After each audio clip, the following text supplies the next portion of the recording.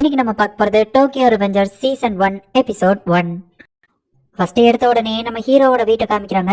நம்ம ஹீரோ இப்போ உட்காந்து டிவி பார்த்துட்டு இருக்கான். அதுல நியூஸ்ல வெதர் ரிப்போர்ட் சொல்லிட்டு இருக்காங்க. டோக்கியோ மாஞ்சி கேங் சண்டை போட்டதுல ஒரு பஸ் ஆக்சிடென்ட் நடந்திருக்கு. இறந்து போனவங்களை ஐடென்டிபிகேஷன் பண்ணதுல ஒருத்தங்க டாச்சிபானா, இன்னொன்னு ஹீனட்டா டாச்சிபானா அப்படின்னு சொல்லி நியூஸ் ரிப்போர்ட்டர் சொல்லவும், இப்போ இவர் என்ன பேர் சொன்னாரு, ஹீனட்டாவா அப்படின்னு சொல்லி நம்ம ஹீரோ ஷாக் ஆகுறான். ஹே, டிவி வால்யூம் கம்மியா வையன்னு எத்தனை மட்டும் சொல்லிருக்கேன் அப்படின்னு சொல்லி பக்கத்து வீட்டுக்காரங்க நம்ம ஹீரோ கிட்ட வந்து கத்துறாங்க. என்ன மன்னிச்சிருங்க அப்படின்னு நம்ம ஹீரோ சொல்றான். இப்ப நம்ம ஹீரோ வேலை பாக்குற இடத்துல மேனேஜர் திட்டவோ, அப்பாவோ நம்ம ஹீரோ என்ன மன்னிச்சிருங்க அப்படின்னு சொல்லவோ, நீ எப்ப பார்த்தாலும் இந்த மன்னிப்பு மட்டும் தான் கேட்டுட்டு இருக்க அப்படின்னு சொல்லி அவங்க திட்டுறாங்க. பொடி பசங்க நம்ம ஹீரோவை கூப்பிட்டு, டே தம்பி கொஞ்சம் இங்க வாடா, என்ன நம்ம ஹீரோ கேட்கவோ, உனக்கு ஏதாச்சும் பிரச்சனையான்னு கேட்கவோ, என்ன மன்னிச்சிருங்க அப்படின்னு நம்ம ஹீரோ சொல்றா. கார்ல ஸ்கிராட்ச போட்டு விட்டு நம்ம ஹீரோவை மாட்டி விட்டு போயிருந்தானுங்க. என்னோட லைஃப் இது எனக்கு சுத்தமா பிடிக்கல. நான் எல்லார்கிட்டயும் மன்னிப்பு மட்டும் தான் கேட்டுட்டு இருக்கேன். என்னோட லைஃப்லயே மிடில் ஸ்கூல்ல மட்டும் தான் எனக்கு கேர்ள் ஃப்ரெண்ட் இருந்தா.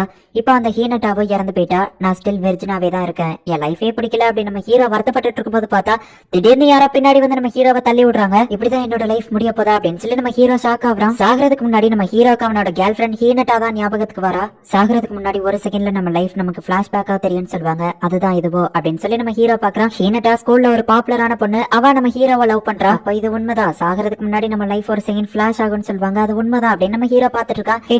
இறங்கலையா அப்படின்னு சொல்லி அவன் ஃப்ரெண்ட்ஸ் கேட்கவும் நம்ம ஹீரோ ஜஸ்ட் மிஸ்ல அந்த ட்ரெயின்ல இருந்து இறங்குறான். ஹே, இதெல்லாம் என்னோட பழைய ஃப்ரெண்ட்ஸ், இவங்களெல்லாம் பார்த்தே எவ்வளவு நாள் ஆச்சு அப்படின்னு சொல்லி நம்ம ஹீரோ நினைக்கிறான். இப்ப நம்ம ஹீரோ அவங்க கூட போயிட்டு இருக்கும்போது ஒரு கண்ணாடியில பாத்துட்டு, யார் இந்த பையன் பாக்குறதுக்கே ரவுடி மாதிரி இருக்கான், அட இது நான் தான், இது நான் ஸ்கூல் படிக்கும் போது இருந்த லுக் ஆச்சு அப்படின்னு சொல்லி நம்ம ஹீரோ யோசிக்கிறான். அவன் பாக்கெட்ல ஒரு போன் இருக்கு. இந்த மாதிரி பழைய போன் எல்லாம் பார்க்கும்போது எனக்கு ஓல்டு மெமரிஸ் தான் ஞாபகம் வருது அப்படின்னு போனை பார்த்தா அதுல 2005 டேட் போட்டிருக்கு. 2005 1 2 12 வருஷத்துக்கு முன்னாடியா அப்படின்னு சொல்லி நம்ம ஹீரோ ஷாக் ஆகுறான். லைஃப் பிளாஷ் ஆகுறது உண்மைதான், ஆனா இது ரொம்ப ரியலிஸ்டிக்கா இருக்கு. ரொம்ப நேரம் அந்த ட்ரீம் போய்கிட்டு இருக்கே அப்படின்னு சொல்லி நம்ம ஹீரோ நினைக்கிறான். உன்னோட கசின் நம்ம கூட இருக்கிறது நமக்கு நல்லதா போச்சு அப்படின்னு சொல்லவும், என்னோட கசினா, ஓ ஆமா ஒருத்தன் இருந்தா அப்படின்னு சொல்லி நம்ம ஹீரோ யோசிக்கிறான். இன்னைக்கு நம்மள அவனுங்களான்னு மோதி பாத்துருவோம் அப்படின்னு நம்ம ஃப்ரெண்ட்ஸ் சொல்லவோ, என்னது சண்டை போட போறீங்களா, அதெல்லாம் தப்பு அப்படின்னு நம்ம ஹீரோ சொல்லவோ, உனக்கு என்னதான் ஆச்சு டாக்கமிச்சி அப்படின்னு சொல்லி எல்லாரும் கேக்குறாங்க.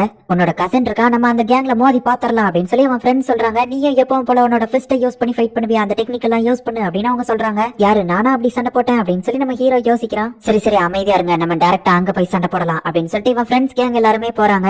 சாகிறதுக்கு முன்னாடி வர லைஃப் ஃபிளாஷ் இவ்ளோ லென்த்துக்காவா போகும், அதுவும் இது ரொம்ப ரியலிஸ்டிக்கா இருக்கே.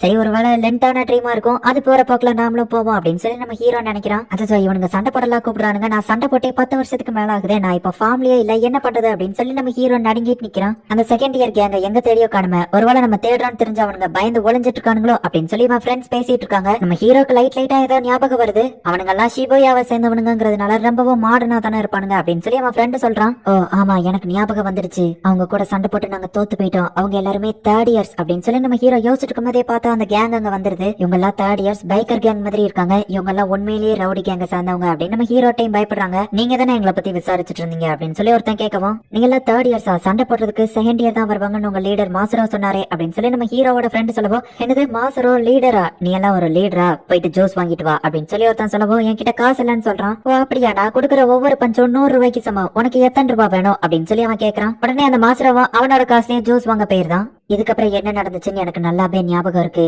நாங்க அவங்க கூட சண்டை போட்டு தோத்து போயிட்டோம் அப்படின்னு சொல்லி நம்ம ஹீரோக்கு பழசு எல்லாமே ஞாபகம் வருது. நம்ம ஹீரோவையும் அவன் ஃப்ரெண்ட்ஸையும் போட்டு அவங்க அடி நடிக்கிறாங்க.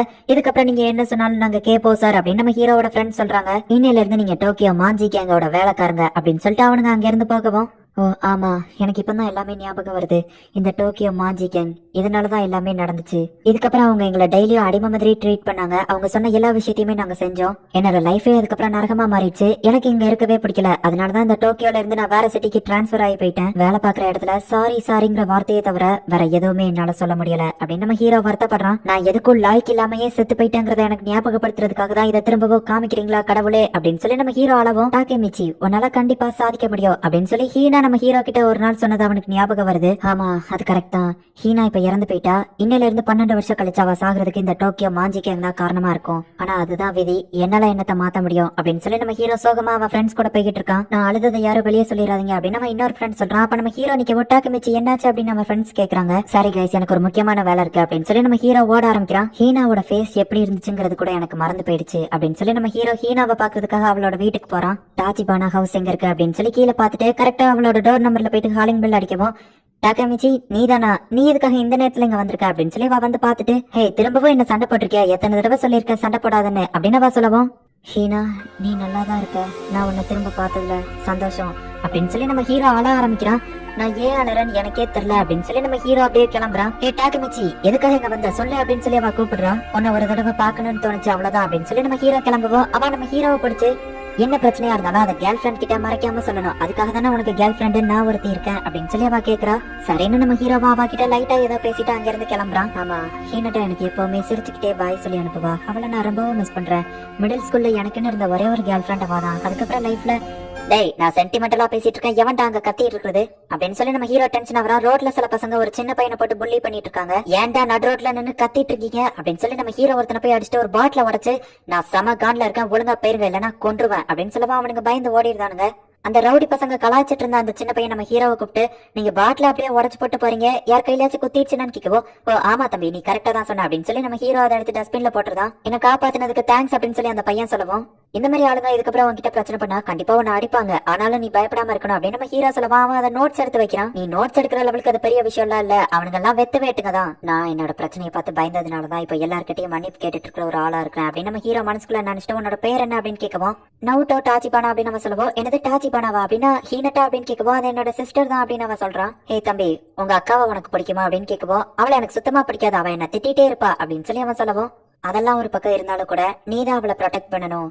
உண்மை என்னன்னா நான் உன்னோட சிஸ்டரை லவ் பண்றேன், அவ என் லைஃப்ல எவ்வளவு முக்கியம், நான் அவளை எவ்வளவு மிஸ் பண்ணங்கிறதே எனக்கு இன்னைக்கு தான் தெரிஞ்சது. சாரி உனக்கு இதெல்லாம் புரியாது, நான் சொல்றது கேட்க கிரேசியா தான் இருக்கும். இதே டேட்ல நான் 2017ல ஒரு ட்ரெயின் வந்துட்டு இருக்கிற பிளாட்ஃபார்ம்ல விழுந்துட்டேன், இறந்து போயிட்டேன்னு நினைச்சா பார்த்தா திடீர்னு இங்க வந்திருக்கேன், இதை நீ என்ன சொல்லுவேன்னு கேட்கவோ, டைம் டிராவல் அப்படின்னு அந்த பையன் சொல்றான். அதேதான், ஆனா இது ஒரு கனவா இருக்கிறதுக்கு கூட வாய்ப்பு இருக்கு. உண்மை என்னன்னா ஒருவேளை நான் ஹீனட்டாவை திரும்ப பாக்குறதுக்காக கடவுள் எனக்கு ஒரு சான்ஸ் கொடுத்திருக்காரோ என்னமோ அப்படின்னு நம்ம ஹீரோ சொல்லவும், நீங்க என்ன சொல்றீங்க அப்படின்னு அந்த தம்பி கேட்கறான். 12 வருஷம் கழிச்சு 2017 ஜூலை 1ஆம் தேதி நீங்க உன்னோட சிஸ்டர் இறந்து போயிருப்பீங்க. அந்த டேட்டை ஞாபகம் வச்சுக்கொள்ள விட்டோம், நீ தான் உன்னோட சிஸ்டரை காப்பாற்றணும். அதெல்லாம் ஒருவேளை உண்மையாவே நடக்கிறதா இருந்தா நான் என்னோட ஃபியூச்சரை மாத்தணும்னு ஆசைப்படுறேன், ஹீனட்டாவை நான் ரொம்பவும் மிஸ் பண்றேன் அப்படின்னு நம்ம ஹீரோ மனசுக்குள்ள நினைச்சிட்டு என்னதான் நம்பி இருக்கேன் ஆகட்டும் அப்படின்னு நம்ம ஹீரோ சொல்லவா. அவனா ஹேண்ட் ஷேக் பண்றான். திடீர்னு பார்த்தா நம்ம ஹீரோ கண் முழிச்சு பாக்குறான். பார்த்தா நம்ம ஹீரோ ஹாஸ்பிட்டல்ல இருக்கான். அதே 2017 வந்துட்டான். நான் ட்ரெயின் ட்ராக்ல எல்லாம் விழுந்தா எப்படி என் மேல ஒரு சின்ன ஸ்கிராச் கூட இல்ல, எனக்கு எதுவும் ஆகல அப்படின்னு நம்ம ஹீரோ கேட்கும். உங்களை ஒருத்தர் காப்பாத்திட்டாரு, அது இவர் தான் அப்படின்னு சொல்லி ஒரு போலீஸ் வந்து இன்ட்ரோடக்ஷன் பண்றாரு. நீங்க யாரு அப்படின்னு சொல்லி நம்ம ஹீரோ கேட்கும். ரொம்ப நாளைக்கு அப்புறம் நம்ம மீட் பண்றோம், நான் தான் நவுட்டோ டாச்சிபானா. என்னோட லைஃப் மாறினதுக்கு காரணமே நீ தான். நீ சொன்ன மாதிரியே நான் ரொம்பவும் கஷ்டப்பட்டு ஹார்ட் ஒர்க் பண்ணேன், நீ தான் டைம் டிராவல் பண்ணி ஃபியூச்சரையே மாத்திருக்க. அன்னைக்கு நீ சொன்ன அந்த இன்சிடென்ட்க்கு அப்புறமா நான் ரொம்பவும் ஹார்ட் ஒர்க் பண்ணி படிக்க ஆரம்பிச்சேன், ஒரு போலீஸ் ஆபீசரா மாறிட்டேன் அப்படின்னு நம்ம சொல்லுவோம். நீ உயிரோட இருக்கனா உன்னோட சிஸ்டர் ஹீனட்டா உயிரோட இருக்காளான்னு கேட்கவும், என்ன மன்னிச்சிரு டாக்கமிச்சி, நான் எவ்வளவோ முயற்சி பண்ணி பார்த்தேன், ஆனா என்னால ஹீனட்டா காப்பாத்த முடியல, என்னால அவளை காப்பாத்த முடியல, ஆனா டாக்கமிச்சி கண்டிப்பா உன்னால முடியும் அப்படின்னு நம்ம சொன்னவோம். என்னால முடியுமா அப்படின்னு நம்ம ஹீரோ கேட்கறான். எந்த இடத்துல இந்த எபிசோட் முடியுது. இப்ப ஃபியூச்சர்ல இருந்துட்டு இருக்கிற நம்ம ஹீரோ எந்த ஒரு விஷயத்துக்காகவுமே போராடாம எல்லார்கிட்டயும் மன்னிப்பு மட்டுமே கேட்டுட்டு இருக்கான். ஈவன் சின்ன பசங்க மறக்கிட்டாங்க அப்படின்னா கூட பயந்து போய் அவங்க கிட்ட சாரி கேட்கறான். இந்த மாதிரி நம்ம ஹீரோ மாறதுக்கு காரணமே அவனோட மிடில் ஸ்கூல் தான். நம்ம ஹீரோவை பின்னாடியில இருந்து தள்ளி விட்டு ட்ரெயின் ட்ராக்ல கொல்ல பார்த்தது யாரு, நம்ம ஹீரோ எப்படி திடீர்னு டைம் டிராவல் பண்ணா, இந்த மாதிரியான விஷயங்கள் எல்லாம் தெரிஞ்சுக்கிட்டதுக்கு இதுக்கப்புறம் உள்ள எபிசோட பாருங்க.